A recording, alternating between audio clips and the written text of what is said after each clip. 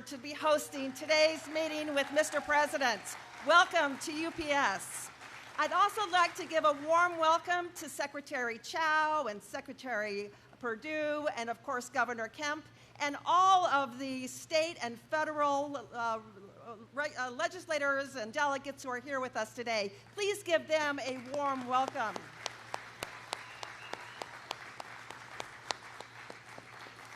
You know, UPS is a company of almost 500,000 dedicated employees.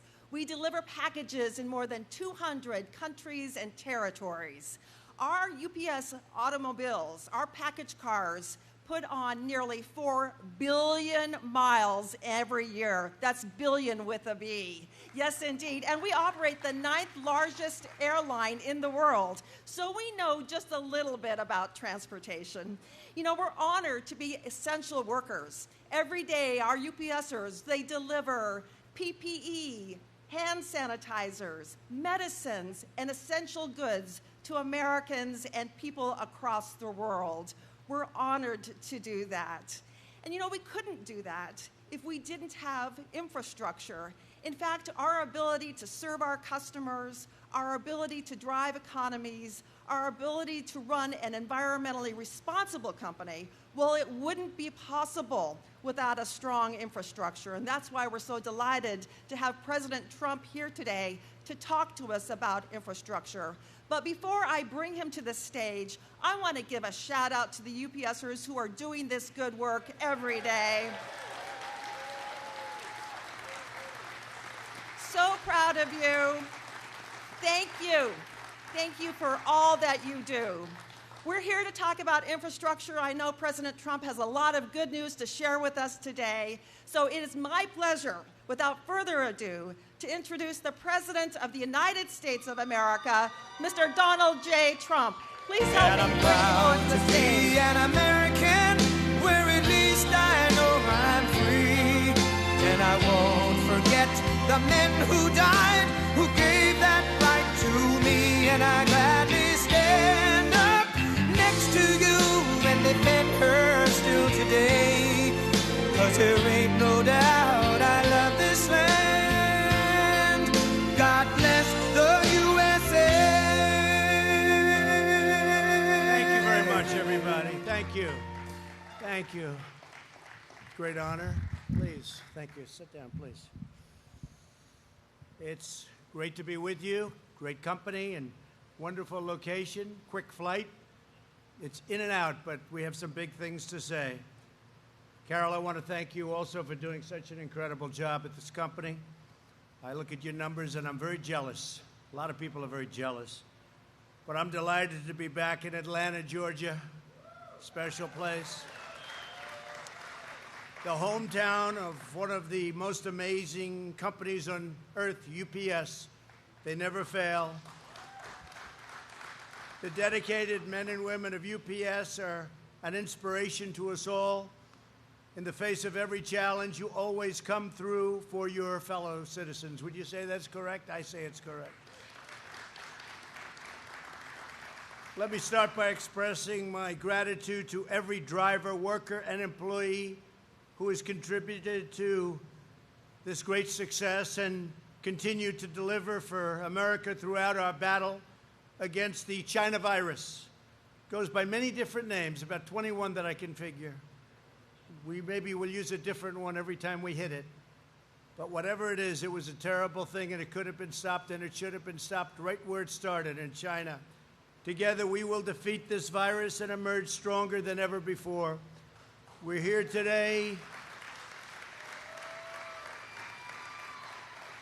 to celebrate a historic breakthrough that will transform the lives of workers and families all across our nation. For decades, the single biggest obstacle to building a modern transportation system has been the mountains and mountains of bureaucratic red tape in Washington, D.C.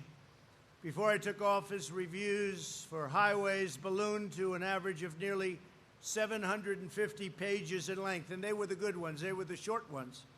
And I know because I was in business for a long time, and I had to go through a process that was so ridiculous. It was so ridiculous. We went through a process for building buildings usually It would take forever. By the time you start building, the market changed. You said, you know, the market was good when we started. Now the market's lousy. So you say, the hell with it. We won't build. Sometimes you start building and you say, that was a mistake. But we went through years and years of litigation and tumult, and it was just not good. But you go through it to an even greater extent.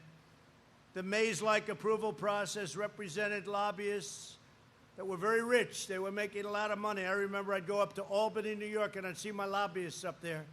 I said, what are you doing here? I knew what they were doing. They were trying to make it more difficult. So you had to hire them for more and more work. Spend millions and millions of dollars for nothing. But too often they caused massive delays on top of everything else. And that way they got their fees over a longer period of time. It's one of the reasons why, for example, the average Atlanta driver spends an incredible 77 hours in traffic during a short period of time. But all of that ends today. We're doing something very dramatic.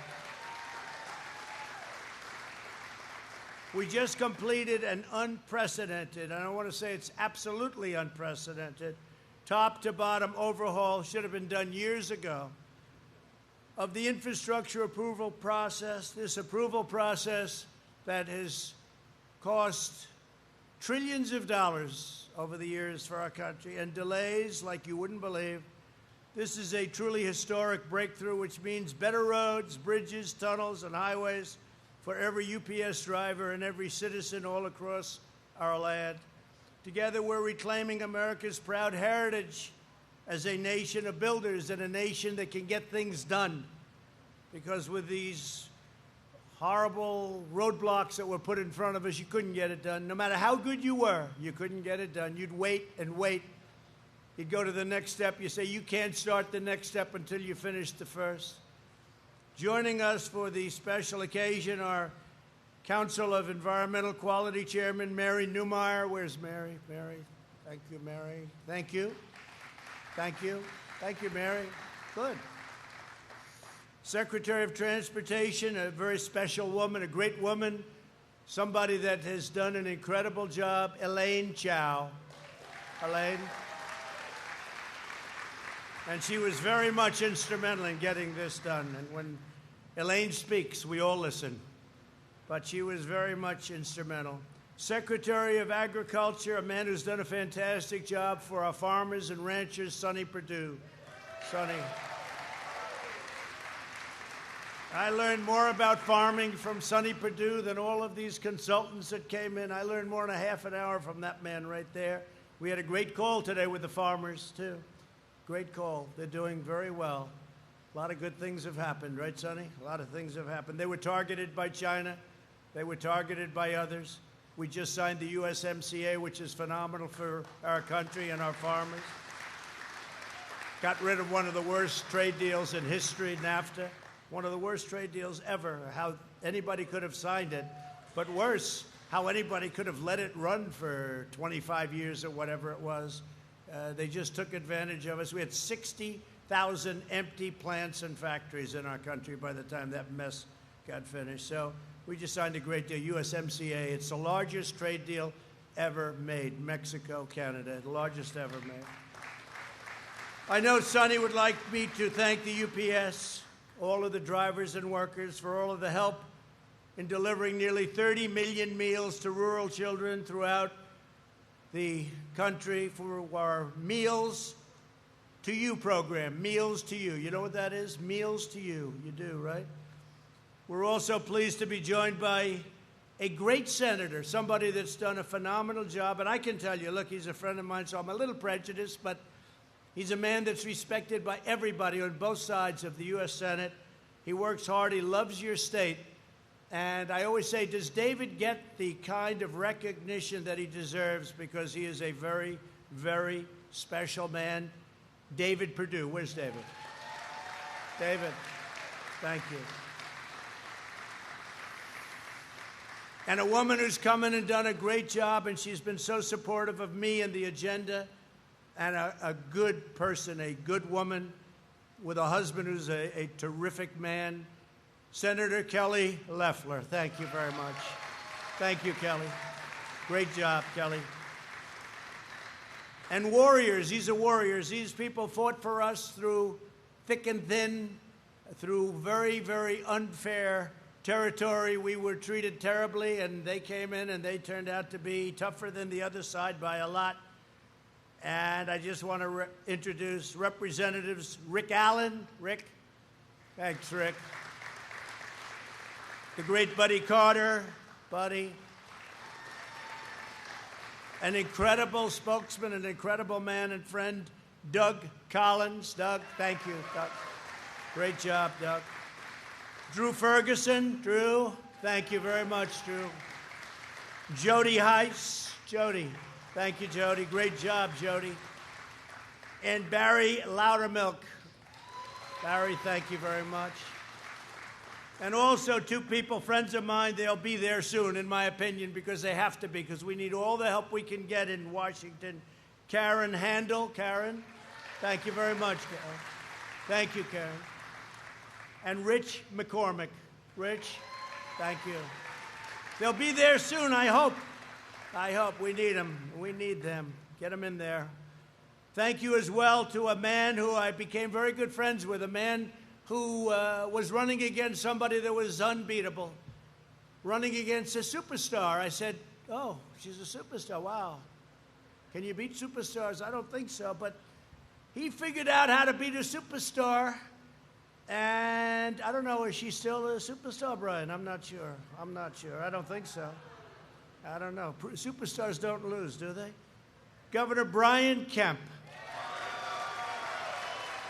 I'll tell you, what a warrior he is. He's tough.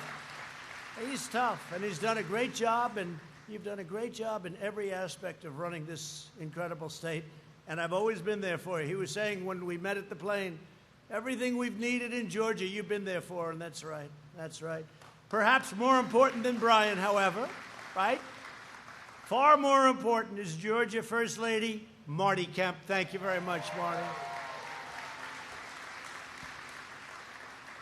And watch, please, those mail-in ballots. You're going to watch that for me because, you know, they have a lot of problems all over the country. They just had Paterson, New Jersey, where massive percentages of the vote was a fraud. Mail-in ballots, be careful. Be careful. They would understand because they deliver. In fact, I'm going to have to be very nice to UPS. UPS, I love you, Carol, wherever you are, Carol. I love you, Carol. No, it's very bad what's going on with mail-in ballots, okay, as differentiated from absentee ballots where you have to go and you go through a process because you can't be there for some reason. But the mail-in ballots is going to be, they're going to be rigged.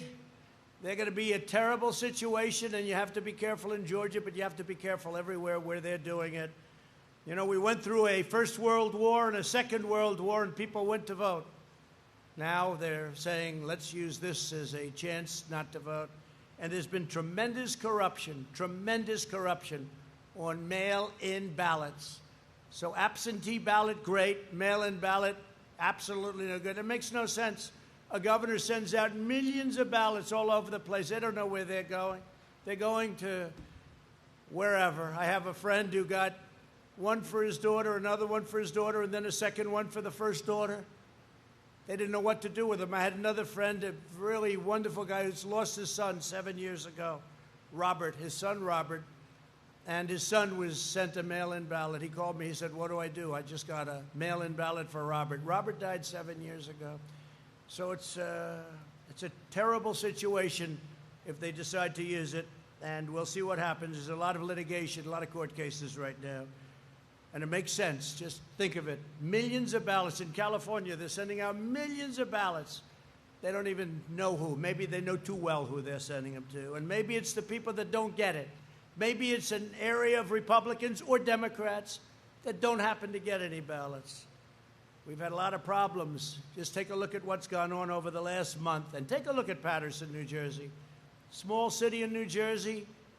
I think they said something like 20% of the ballots were corrupted or something happened with them. 20%. And even in the 2016 election, 1% are in question. But I don't want to talk about that one because I won, so I don't want anyone going back and looking, all right? I'm not going to talk about 2016. That was the greatest election, and now we have to do something very important. We have to keep it going, or this country will be in big, big trouble. I want to thank also for being here Georgia Attorney General Chris Carr. You're the one, Chris. Watch that, Chris, will you? You're going to watch that, Chris, please, okay? You got to speak to the man that handles it. You know what I'm talking about. Got to do it. Thank you, Chris. It's in good hands. Superintendent Richard Woods. Richard, thank you very much. Thank you. And members of the Georgia Public Service Commission and the State Senate and House Transportation Committees. Got a lot of politicians in this room. And really, good luck to Karen and to Rich. Go out and go get them. You're great people. Today's action is part of my administration's fierce commitment to slashing the web of needless bureaucracy that is holding back our citizens. I've been wanting to do this from day one, and we started it on day one, literally on day one, but it takes a long time. You have statutory requirements. You have a lot of different roadblocks, even to changing it, but the change you'll be hearing about in a minute. And it's one of the biggest things we can be doing for our country. The last administration increased the Federal Register by 16,000 pages of job-killing regulations. Under my administration, we have cut the Federal Register by nearly 25,000 pages, more than any president in history, whether it's 4 years, 8 years, or in one case more. And we, frankly, this I would think is maybe the biggest of all. We did the U.S. Waters. You saw that, the U.S. Waters Act. That was a big one. That was a big one. I thought I was going to take a lot of heat when I did that, and instead it was just the opposite. People came up, grown men that had never cried, even when they were a baby. They were standing behind me when I signed that bill at the White House, and they were crying. They were crying because we gave their life back to them. That took their life away. It took their livelihood away. It was a big, big moment. But this is a big moment today, too, probably, possibly equally as big. Today's action completely modernizes the environmental review process under the National Environmental Policy Act of 1969. We are cutting the federal permitting timeline from a staggering 10 years, 15 years, 18 years, 21 years. You know the story. You've seen it. Projects that start out, a young guy heads the project. By the time it gets approved or disapproved, in many cases disapproved, usually disapproved, he's getting ready to retire. So what did you do for your life? I worked on one project. We didn't get it through in the end.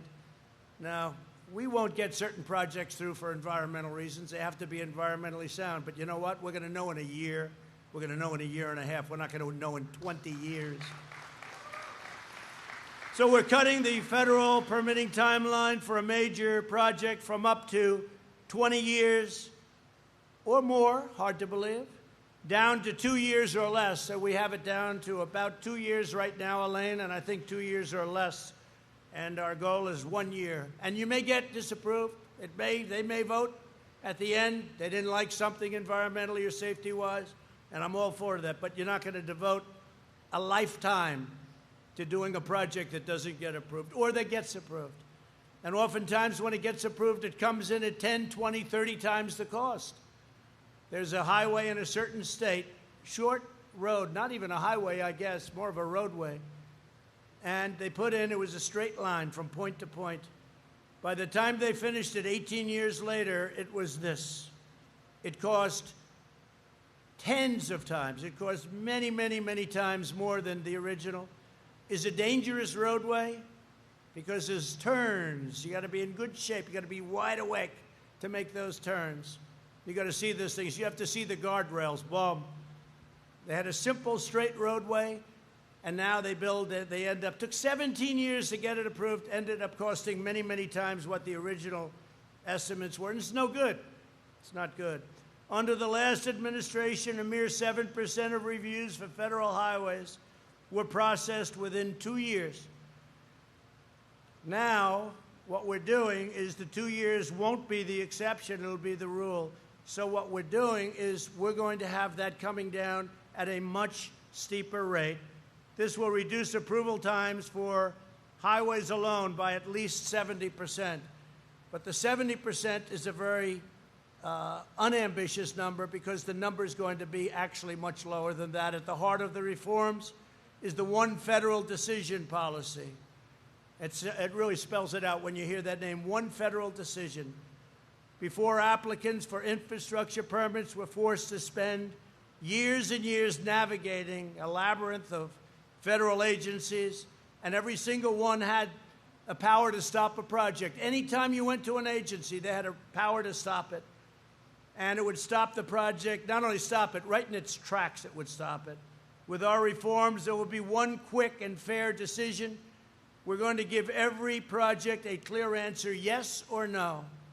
Yes or no. The 2-year process where just to submit is 2 years is not acceptable. It's going to be a very quick yes or no after study, but the studies are going to go quickly, and they're going to go simultaneously. So if you're in numerous agencies, you're all going at the same time. Instead of waiting for 1, for 2, for 3, and oftentimes you'd go through one, it would take you 6 months, and then you have to wait 90 days, and then you have a review period, and then you start the second one. And now you go for another 4 months, and then you wait 90 days, and you have a review period. And sometimes you had to go through 9, 10, 12 different agencies. So even if you did absolute rapid, it was many, many years before you could even think about starting it. We have up here, by the way, that's a chart of the old system and the new system. And I think the new system is better.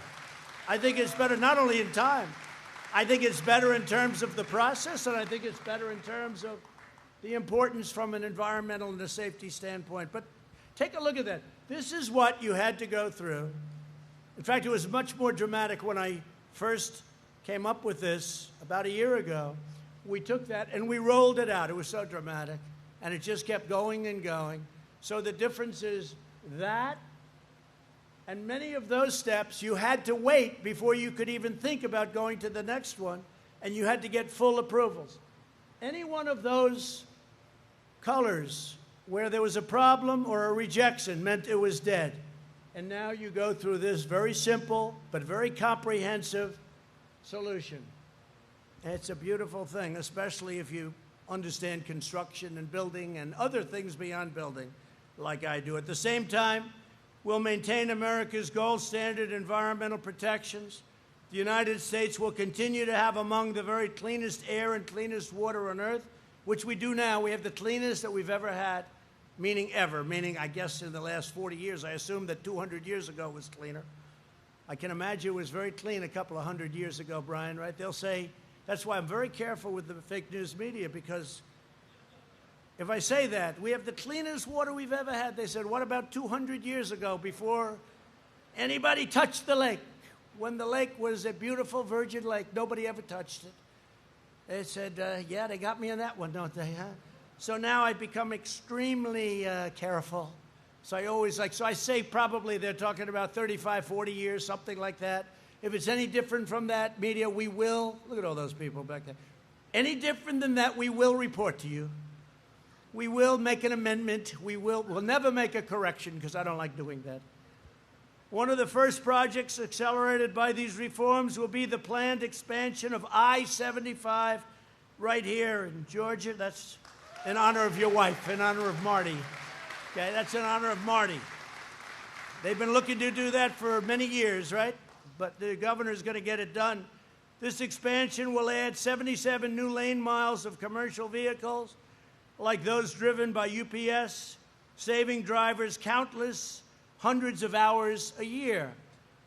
With us today is Julian Polk, a Teamster. I know the Teamsters very well.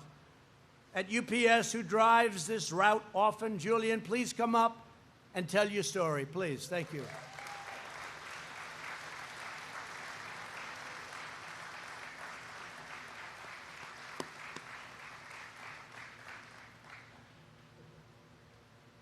Thanks, Julian. Good afternoon. Hi, my name is Julian Polk. It's a great honor to be in front. I'm especially grateful for my wife being here with me today for 14 years. I spent the first 16 years of my career driving a package car, going from house to house. But in my last 3 years, I've been in the big rigs, mostly on 75. And throughout 75, we have approximately 765 trucks in Metro Atlanta. 64 of those travel from McDonough to Macon, Georgia, which is about 100 miles round trip.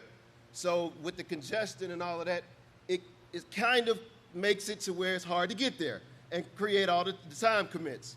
So every time I've loaded my truck, whether it was medical equipment, a gift to someone's, a loved one, that time in transit was very important. So with the infrastructure, is very important to me and all of my fellow UPSers, because the investment in our roads and bridges help reduce congestion and open up the bottlenecks, which makes it easier to get the packages where they need to go. More importantly, safe for drivers like myself, because we all know the most important stop of the day is when I get back home to her and my two beautiful kids. So, thank you. 14 years ago at my local hub in Forest Park, with the support of my management team, I started the corporate health and safety process. And throughout that team, we were able to lower the accidents and injuries, which we know accidents on the road slows down time in transit. So we're able to, since then, we've stopped all of that, or most of it. So I'd like to close by saying thank you to my wife for being here, to everyone that has supported me, especially my division manager, Tom Rosilio. He has supported me in my career, and for the grateful opportunity to be here today. Fantastic job. Thank you, Julian. But Julian, it looks like you're attributing a lot of your success to your wife. Is that a correct statement? Huh? Would you please stand up? So lovely. Thank you. That's great. Great job. You're proud of the job he just did, I think, huh? Pretty good. He'll be running for office next week. Watch. Great job, Julian. Thank you. I'd like to invite UPS's Vice President of Corporate Transportation, Bill Taylor, up to say a few words. Please, Bill.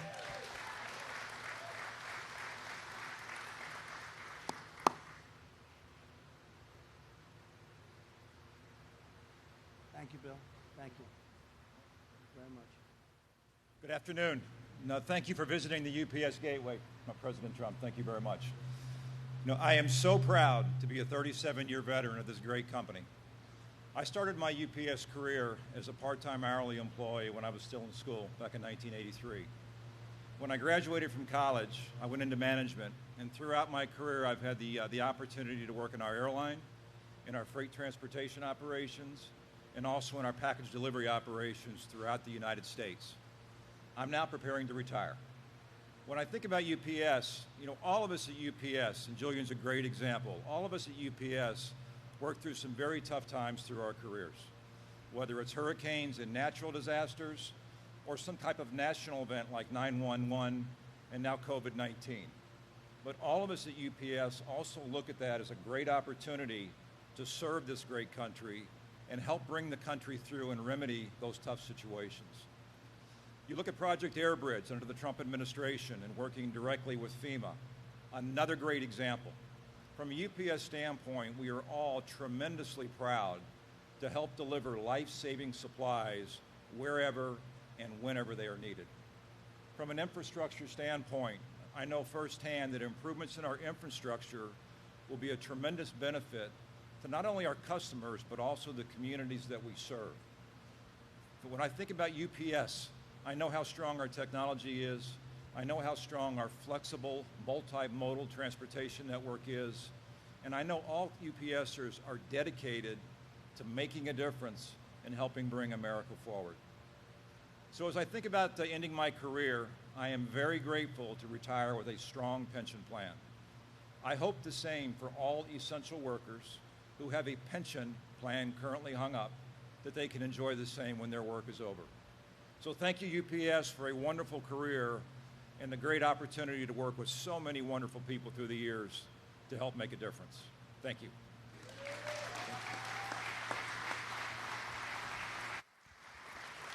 Thank you very much, Bill, and good luck. Carol, I don't think I'd let him retire. He's got about 30 years left in him at UPS. Can't believe you're retiring. That's terrible.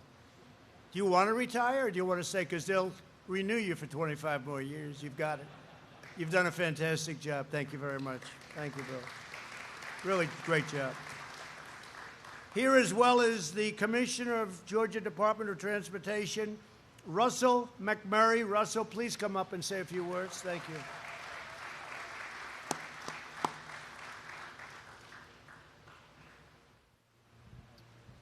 Thank you, Mr. President. Mr. President, it was an honor for me to meet with you in Washington, D.C. at the U.S. DOT with Secretary Elaine Chao and some other state DOT commissioners from around the nation for us to share with you this long, burdensome, often bureaucratic process, and you sat and listened to us with great detail that day. And today, at the end of that meeting, too, I might add that the President told us, the DOT commissioners there in the room, that he was going to streamline the environmental process, cut the red tape, and make sure that the environment is protected, number one.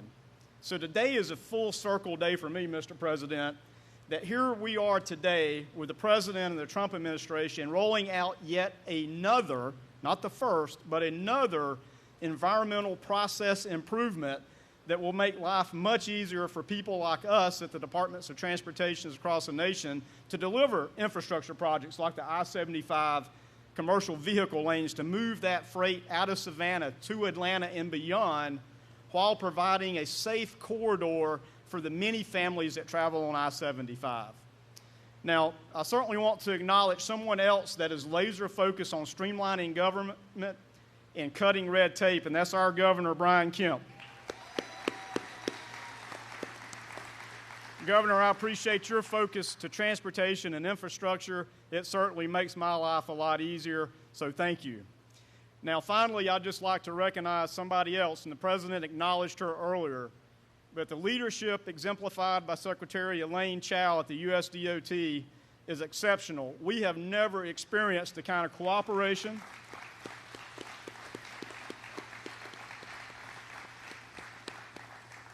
we at the Georgia DOT's never experienced this type of cooperation from your administration, Mr. President, that we enjoy today. So thank you for your leadership, and thank you for the partnership you share not only with Georgia but all the states. Mr. President, thank you for making this happen. Thank you.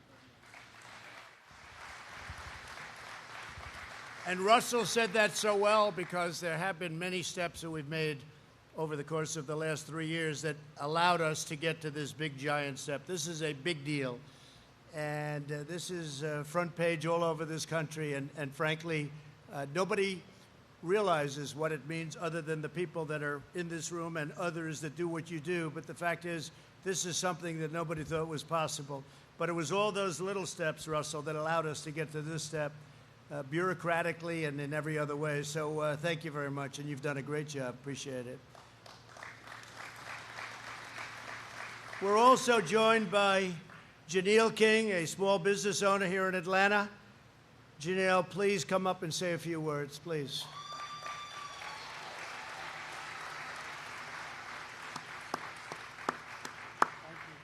Thank you very much. Thank you, Mr. President. Thank you, Governor Kemp. And thank you, UPS, for delivering all my shoes on time. I am Janelle King. Together, my husband, Kelvin King, and I, he's the one that really goes through all of this. I serve as VP of External Affairs with Osprey Management, which is such an honor. We have 10 employees that are, by which one of them received their United States citizenship this morning, so that's awesome. We have over 150 subcontractors. We have a number of projects that are taking place throughout the state. And our ability to harness opportunities and supply our clients with on-time projects promptly is extremely important. Several have proposed fantastic ideas and aid to developing new forms of commuting. Red tape and restrictions in place have hindered these ideas and have due to extensive permitting and impact studies that increase timelines. Well, Mr. President, you have shown what leadership can do when you reform the old way of doing things. Infrastructure reform and building new roads faster will not only help our company to achieve our project goals, but they will help the entire state, both economically and socially. So I would like to personally thank you, for placing the needs of the constituents in the forefront of your list and addressing our infrastructure concerns, and our governor and first lady for working along with you and so we can get this done, and to our senators, Senator David Perdue and Senator Kelly Loeffler, for always being available as well. Thank you so much. And look how proud your husband is of you. He had that camera up. That camera wasn't moving down. I'll tell you, he captured every word. That's great. Beautiful family. Thank you very much. One of the things I'll tell you that the governor and I are working on a couple of projects that are going to be big surprises for you. Big ones, big projects that you've been talking about for 20 years, I guess, in one case. So we'll get them done. I'm sure we'll get them done. And I want to thank you all. Great presentations. Thank you all very much. My administration is also moving full speed ahead on improving the Port of Savannah, which is now the largest agriculture exporting port in the entire United States. Largest in the country. As many of you know, this project faced 20 years of unnecessary delays. This has been going on for years. And when they came to me and the governor said, "Can you help us with this?" I said, "We'll help you with it. What's the story?" It's been going on for years and years. They've been talking about it. Nothing ever happened. It was also 8 years of additional bureaucratic reviews. Just reviews. This isn't like, oh, gee, let's start digging. This is paperwork. People made a lot of money. It's a terrible thing. It just gets caught up like so many other places, but it's all ending now. Bureaucratic reviews under the Obama-Biden administration have been a disaster, and they got worse. But I'm proud to report that for 3 straight years under my administration, we've delivered full funding for the Port of Savannah, and we're on track to complete the project in a very short period of time. It's going to be completed, right? Okay? In honor of the governor. In honor of the governor and Marty. Good. Congratulations. That was a great job. They've been fighting for that one for a long time. You got it done. We want a governor that gets it done. Even though he calls me all the time, can we get it done? I wish he wouldn't call so much. But, you know, that's the sign of a good governor, right? When you think, right? Stand up, please. That's the sign of a governor. I like the ones that don't call, Brian, where they just leave me alone, but their project never happens. Great job, you do. Great job. We want the United States to compete and win in the 21st century, and that means we will not allow our nation to be hamstrung by wasteful Washington regulations. We're the nation that built the Golden Gate Bridge in 4 years, the Hoover Dam in 5 years, and a lot of people don't understand this, but it's so true. We built the Empire State Building in less than a year. Can you imagine that? The Biden administration, our past vice president, opposes, think of this, all of our permitting reforms and wants to increase the length of the permitting process. Think of this. This is in his Bernie Sanders deal. Biden is happy to tie up projects in red tape, and we want to get things built. But they want to increase the length, so they want to increase it from that to much longer. Unbelievable. Biden wants to massively re-regulate the energy economy, rejoin the Paris Climate Accord, which would kill our energy totally, and you'd have to close 25% of your businesses and kill oil and gas development. They still haven't explained what they're going to do to power our great plants and factories, but at some point I'm sure they will. We'll learn that from AOC, who's in charge of energy. She's in charge, along with Bernie. It's AOC and Bernie are in charge of energy. I don't think Texas is too happy about that. What do you think? You think we'll call up the governor? Governor Abbott, great governor, will ask, how do you like that, governor? I didn't want to waste the phone call because I would know how he felt. And Biden wants to hold hostage billions in federal surface transportation grants for states and localities unless the states and local suburban communities abolish single-family zoning rules. So they want low-income housing to be built in communities that, frankly, they don't want it. They don't want it. Hasn't worked out. And we're terminating that. As you know, I announced it 2 weeks ago. We're going to be eliminating that rule. It's a crazy rule, and it's very unfair to a lot of people. A lot of people are very unhappy. It should not take 10 years or more just to get approval for a simple stretch of road. Special interests in Washington will never begin. They will never begin to let you breathe. They will never. That's not their business. Their business is the opposite. and we will do vetoes wherever necessary in order to make sure everything happens and happens quickly. We're not giving a veto for one thing, America's future. There will never be a veto for America's future. So my goal, my mission, and my commitment to each of you is very simple. America's infrastructure will be the envy of the entire world as it was many, many years ago. We built the interstate highway system during the Eisenhower administration, a long time ago. And since then, it's gotten worse and worse and worse, and more bureaucratic and more bureaucratic. And now we're freeing up, and we're going back probably to around 1952. We're going back to a long time ago. And again, you have to get permits. We want safety. We want to be totally involved with the environment. We want our environment to be better than it would be the other way, the long way. But you're going to get your answers quickly. One way or the other, you're going to get those answers very quickly. And if the answer is a big, beautiful yes, you're going to start construction immediately. You're not going to wait around for 10, 12, and 20 years. Our bridges, tunnels, freeways, and airports will no longer be the site of shame, but they'll be a source of pride. From coast to coast, town to town, we're constructing new roads, railways, runways, and waterways. You know, we had many cases where they'll get federal funding to build a highway, then it'll take them forever to get the approval. And by the time they have it approved, they need 10 times more money. They come back to the federal government. And the government would usually turn them down. They say that wasn't the deal. But sometimes it just paid 10 times more. We're not going to do that anymore. We're linking our cities with gleaming highways and blazing fast broad walk. And if you think, when you look at the farmers of this country, what they've gone through with the broadband is so bad in the middle section, that beautiful middle section of our country. Our farmers, our ranchers are hurt very badly. So we're getting fast broadband networks, and we're carving them out and towering beautiful new monuments to American greatness, and that's what they will be. But our farmers have to be thought of also. Nobody thought of our farmers. Our farmers are incredible, and they're doing an incredible job.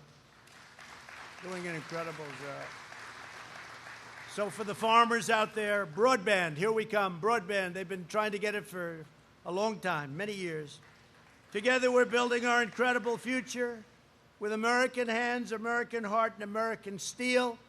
As your president, I'm more determined than ever that America's infrastructure will be second to none. And in Georgia, you're going to have an infrastructure, and you're going to have some projects announced that almost all of the people in this room do not know about.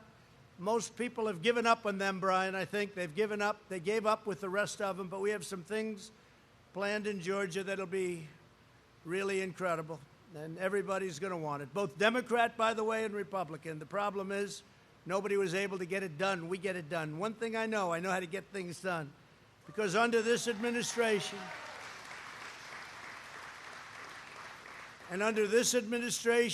we will always put America first. We were putting other countries first. Now we're putting America first. So I want to thank everybody for being here. I want to thank and congratulate UPS on having a great run, many years, but a great run recently. You've done a fantastic job, whether it's Skybridge or anything else that we've done with you. You've been fantastic. I really appreciate it. But especially I appreciate a state called Georgia. It's a special place. It's a great place. And it's an honor to be with you, and it's an honor. This is where I'm announcing. This is good for the whole country, not only Georgia. This is for the whole country, but I'm announcing it in Georgia because we have some great things planned for you. You are special people. Mr. Governor, thank you very much. Marty, thank you very much. Everybody, thank you. Thank you, everybody. Thank you very much, everybody. Have a good time. Thank you.